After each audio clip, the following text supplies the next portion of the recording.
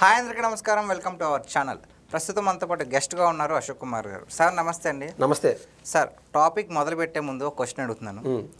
ప్రమాద బీమా కింద దాదాపు ఎంత డబ్బు ఇచ్చే అవకాశం ఉంది? అంటే మనం తీసుకునేటువంటి ప్రీమియం బట్టి ఉంటుంది. ఓకే. అంటే తీసుకునేటువంటి ప్రీమియం బట్టి ఉంటుంది. 10 రూపాయల నుంచి కూడా ఉన్నది ప్రీమియం. ఓకే. 20 రూపాయలు ఉన్నది, 100 రూపాయలు, 1000 రూపాయలు. సో దాన్ని బట్టి ఉన్న పలంగా ఎవరైనా చనిపోతే అంతెందుకు ఎల్ఐసి కడతాము. చనిపోయిన వ్యక్తులకి దాంట్లో ఎంత వస్తుందని చెప్తారంటే కొన్ని అంటే సంవత్సరానికి 1500 నుంచి 1700 ఆ విధంగా కట్టే వాళ్ళకి చనిపోయినప్పుడు దాదాపు 20 లక్షలు రావాలా.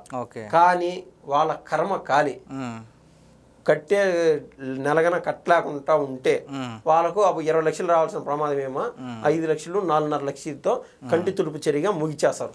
అంటే దాన్ని బట్టి అంటే ప్రైవేట్ కంపెనీస్ ఒక రకంగా, ప్రభుత్వాలు ఒక విధంగా అట్లుంటాయండి. సో ఏ రాష్ట్రంలో చూసుకున్నా మహా అయితే 10 లక్షలు 20 లక్షల బీమా అందించడం మనం చూస్తూ ఉంటాం. 10 లక్షలు అంటే ఎక్కువ. ఓకే. ఏంటంటే గవర్నమెంట్కి మంచి పేరు రావాలని లేదా కుటుంబాలను ఆదుకోవాలా, కాపాడాలని చెప్పి మీరు ఈ సందర్భంగా మీరు అన్నారు కాబట్టి నేను చెప్తున్నాను. ఆ మధ్య మన బాబు గారు సీఎంగా అయిన తర్వాత నెలకో 2 నెలలకో వైజాగ్లో ఒక పాలిమర్స్ కంపెనీకి సంబంధించి దాదాపు 20 మంది చనిపోతే కుటుంబానికి 1 కోటి రూపాయలు ఇచ్చారు.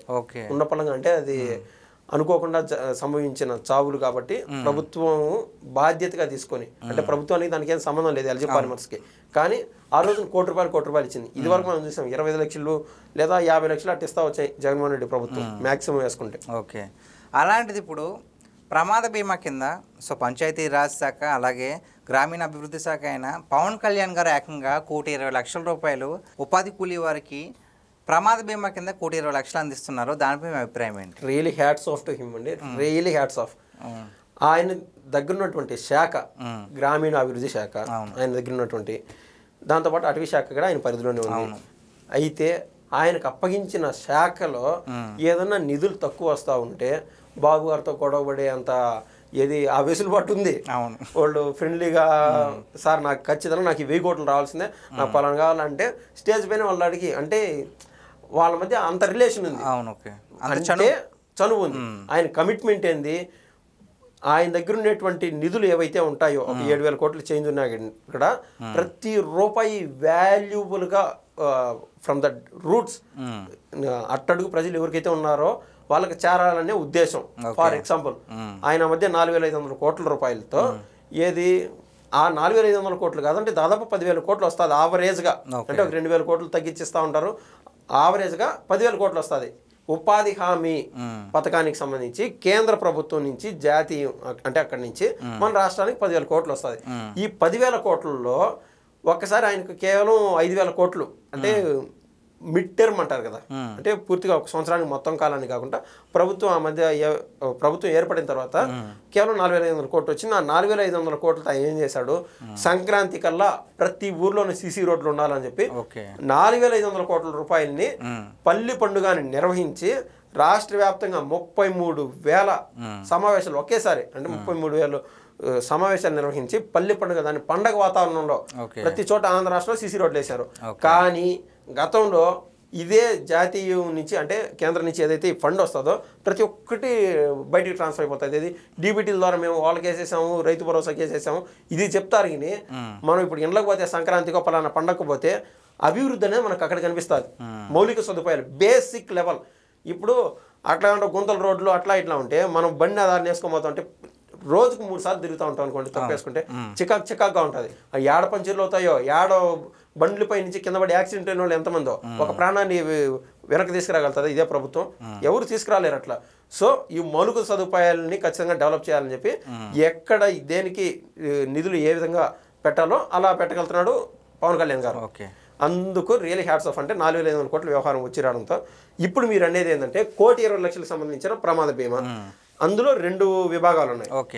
ఇది కూడా ఏంటంటే త్రూ సర్టిఫికేషన్ ఉంటుందో లేకుండా ఉంటే సర్టిఫికేట్ లేకుండా కూడా ఊరికే దారాదత్తంగా ఇచ్చినట్టు ఉండకూడదని ప్రజల యొక్క గౌరవం పెంచే విధంగా, అంటే ఉపాధి హామీల యొక్క గౌరవం పెంచే విధంగా మీ దగ్గర నుంచి మేము డబ్బులు తీసుకున్నాము కాబట్టి మేము మీకు బాధ్యతగా ఉండాము అని చెప్పి వీళ్ళు కానీ ఎంత కలెక్ట్ చేస్తున్నారంటే కేవలం 20 రూపాయల ప్రీమియం.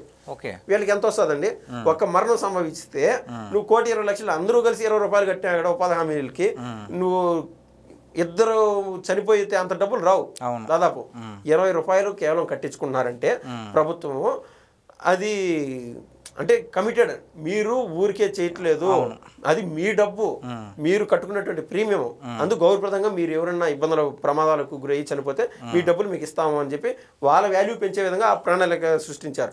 ఈ 20 రూపాయల వ్యవహారం ఏంటంటే ఇది కూడా కేంద్ర ప్రభుత్వానికి సంబంధించిన సురక్ష బీమా యోజన. అంటే అక్కడి నుంచి మన ఆంధ్ర రాష్ట్రానికి డబ్బులు ఇస్తుంది ఆ పథకం కింద కేంద్రం.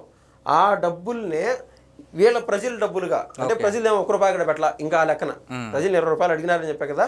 సో కేంద్రం ఇచ్చేటువంటి డబ్బుల్నే ఆ 20 రూపాయలు మీరు కట్టినారు అని మేము చెప్తున్నాం అని చెప్పి వీళ్ళ దగ్గరనే కట్టించినట్టు ఆ డబ్బుని వీళ్ళు వాడేసి, అంటే ప్రభుత్వానికి ప్రీమియం కట్టేసి ఆ విధంగా సృష్టించారు.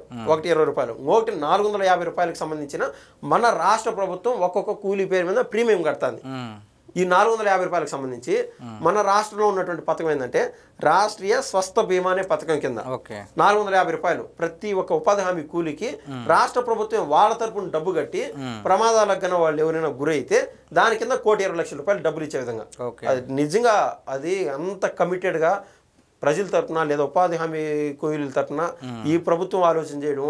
అందులో పవన్ కళ్యాణ్ గారు అంత ఏది ఆయన 4-5 రోజులు కాదండి, ఒక 10-15 రోజులు వాళ్ళ బిడ్డకు ఆరోగ్యం మారాక బయటికి పోయి వచ్చి, లేదా అంతకుముందు ఏ వర్క్లు చేస్తా ఉన్నాడు ఆయన 10-15 రోజుల నుంచి పవన్ కళ్యాణ్ గారు మన సర్కిల్లో కనిపించాల అడుగు పెట్టాడు ధ్వంసం చూసుకోండి. ఇంకా అంటే అభివృద్ధి అభివృద్ధి అభివృద్ధి ఆ రకాన పవన్ కళ్యాణ్ గారు.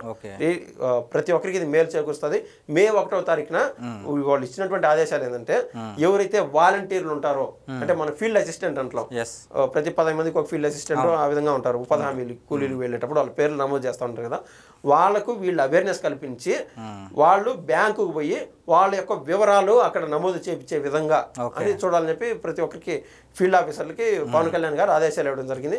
Through the collector Shashibhushan Kumar ఈ ఉపాధి హామీలు పథకానికి సంబంధించి ఆయన ఐఏఎస్ ఆఫీసర్గా ఉన్నారండి. ఓకే, సో ఇవే కాకుండా మన గిరిజన ప్రాంతాల్లో ఉన్న ప్రజలందరికీ కూడా అక్కడ పాదరక్షలు లేవు అని చెప్పేసి, సో మరి వాళ్ళందరికీ కూడా పాదరక్షలకు అందించారు. దానిపై మీ అభిప్రాయం ఏంటి? ఇప్పుడు ట్రోల్ చేసేవాళ్ళు రకరకాల ట్రోల్స్ చేస్తూ ఉంటారు. ఇప్పుడు కొంతమంది ఇప్పటికీ కాలం మారినా కూడా కొన్ని చోట్లకి వెళ్ళి అన్నం తినరు. వాళ్ళు అట్టడుగులో ఉన్నారే అట్లా ఏ రోజు కూడా అనుకుండే అట్లాంటి వాళ్ళు ఎవరైనా ఉంటే, నా స్నేహితులు ఎవరైనా ఉంటే వాళ్ళకు స్వస్తి చెప్పేస్తారు. దరిదాపులో నా దగ్గరికి రానిను. అంటే మనిషిని మనిషిగా చూడలేని సమాజం ఎందుకు, వేస్ట్ అండి అటువంటిది. సో ఇటువంటి భేషజాలాలు కానీ, లేదా నేను పైన ఉన్నాను వాళ్ళ ఇంట్లో అన్నం తింటే బాగుండదు ఇటువంటి ఫీలింగ్స్ కానీ కళ్యాణ్ గారికి ఏ మాత్రం లేవు. ఆ విధంగా ఉచ్చారణం తిన్నా అంటే ఆయన తృప్తి పడే రకం. సో ఆయనకు ఆ లెవెల్ ఎవరు ఇచ్చారు? ప్రజలు ఇచ్చారు. మీరు నాకు ఇచ్చినారు, మీకు ఇవ్వాలని నేను తిరిగి ఇవ్వాల్సిన బాధ్యత నా పైన ఉండదని ఆయన గుర్తు పెట్టుకోవడం గొప్ప సంగతి.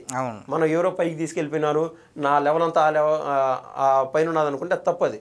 ఆయన గుర్తు పెట్టుకోవడము, తిరిగి ప్రజలకు ఏదైనా చేయాలని తప్పించడం, అది really hats off to him అండి. ఒక తాడేపల్లి ప్యాలెస్లో నాకు సీఎం హోదాలో కూర్చొని పెట్టారు కదా, జనాలు భుజాన మోసి అన్నా నువ్వు ఏసీలో కూర్చో, పైన కూర్చో అని ఆ పంతాన పోలా. నాకు ఈ గౌరవం ఇచ్చారు, నన్ను ఒక పదవిలో పెట్టారని కాదు, ఈ గౌరవం ఇచ్చారని చెప్పి కళ్యాణ్ గారు భావిస్తున్నారు. ఓకే, థ్యాంక్స్ అండి, ధన్యవాదాలు.